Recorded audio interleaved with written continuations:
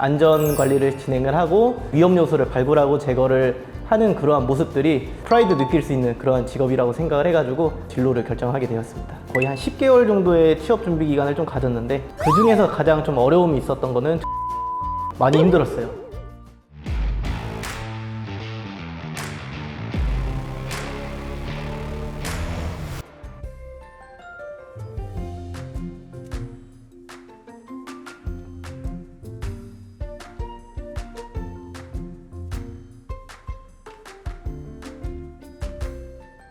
안녕하십니까. 대전과학기술대학교 소방안전관리과 졸업생인 14학번 김상식이라고 합니다. 만나서 반갑습니다. 고등학교 정시 때 소방안전관리과가 어느 대학교에 있는지 좀 많이 알아봤었습니다. 저희 대전과학기술대학교에 소방안전관리과가 있더라고요. 그 당시에는 신축기술사가 좀 있었습니다. 그래서 그 부분이 되게 메리트가 있었던 것 같고, 그래서 여러 가지 대학교들 좀 검토를 해봤을 때 대전과학기술대학교가 적합하다 생각을 해서 저는 진학하게 되었습니다. 공부는 잘하진 않지만 좀 사교성이 좀 밝은 아이였던 것 같습니다. 졸업한 지 한 7년 정도가 지났는데 동기들이나 선배들, 저희 교수님들까지 종종 연락하고 있습니다. 일단 제가 지금 환경안전팀에서 업무를 수행하고 있는데 진로를 고민하고 있었을 때도 환경안전팀이 저는 가장 멋있는 직무라고 생각을 했었습니다. 사업장 내에 안전관리를 진행을 하고 사업장의 위험 요소를 발굴하고 제거를 하는 그러한 모습들이 제 개인적인 주관으로 가장 멋있는 프라이드 느낄 수 있는 그러한 직업이라고 생각을 해가지고 환경안전팀으로 제가 진로를 결정하게 되었습니다. 전반적인 업무인 현장 안전관리나 사업장 안전순찰 그런 것도 진행을 하고 있고요. 제 주요 담당 업무인 소방 안전관리, 위험물 안전관리, 그리고 저희 법정검사 관리, 비상대응 훈련, 그리고 보호구, 안전용품 관리 등 여러 업무를 수행을 하고 있습니다. 소방 안전관리 같은 경우에 제 주요 업무 중 하나인데 이 건물에도 여러 소방 설비들이 있습니다. 천장에 달려있는 이런 화재 감지기들도 있고요.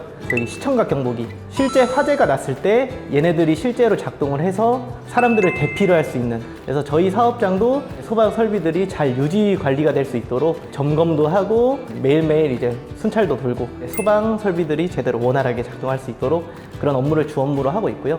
이 영상 보고 계시는 분들한테 되게 생소하실 업무가 위험물 안전관리라는 업무입니다. 쉽게 말씀드려서 화재가 잘 발생할 수 있는 그런 물질이거든요. 되게 위험 요소가 크니까 위험물 안전관리법에 의거해서 점검도 실시를 해야 되고 서류도 챙기는 그런 업무를 진행을 하고 있습니다. 가장 좀 전문성이 있는 업무가 위험물 인허가라고 하는 업무거든요. 저희가 위험물 저장소나 제조소에 취급 설비들이 새로 추가가 된다든가 면적이 더 넓어져요. 그러한 변경사항이 있을 때 관공서에 먼저 서류를 적합을 맞은 다음에 공사를 진행을 할 수가 있거든요. 법적인 사항들도 많이 검토를 해야 되고 관련 도면들도 되게 많고 하니까 입사 초기에는 되게 큰 어려움이 있었습니다. 서류에 대해 적합을 이제 관공서에서 맡게 되었을 때 서류가 적합하다라고 공문을 좀 내려줘요. 그러한 공문을 처음 수령을 받았을 때 저는 엄청난 큰 보람을 얻었던 것 같습니다. 근데 저희 소방안전관리과에 진학을 하게 되면은 저처럼 환경안전팀에서 이제 소방안전관리자, 위험물 안전관리자로서의 업무를 수행을 할 수도 있고요.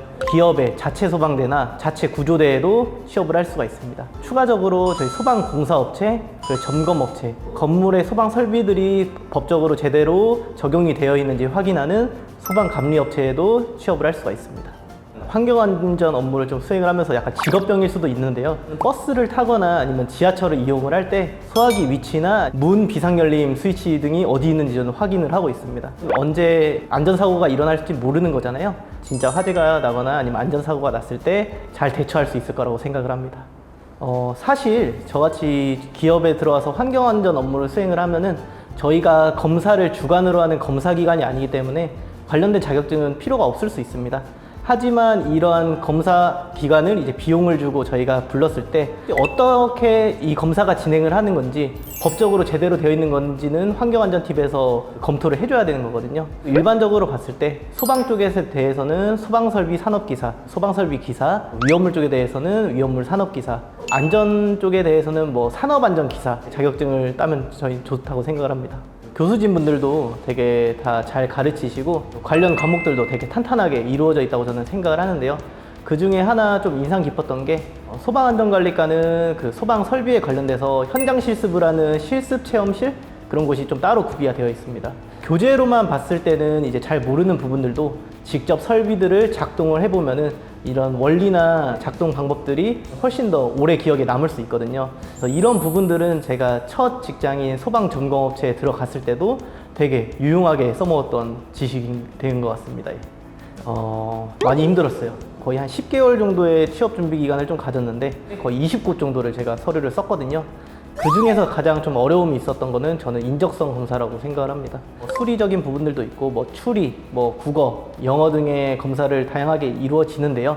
기업마다 원하는 그 문제들도 다 다르고 해가지고 좀 어려움이 있었습니다. 인적성 검사를 10곳 이상 해보고 보니까 S기업에서는 이런 추리 쪽 문제가 상당히 많이 나오는구나, P기업에서는 한국사가 중요하는구나, 제 노하우가 좀 생겨서 이제 좀 원활하게 풀 수 있을 거라고 생각을 합니다.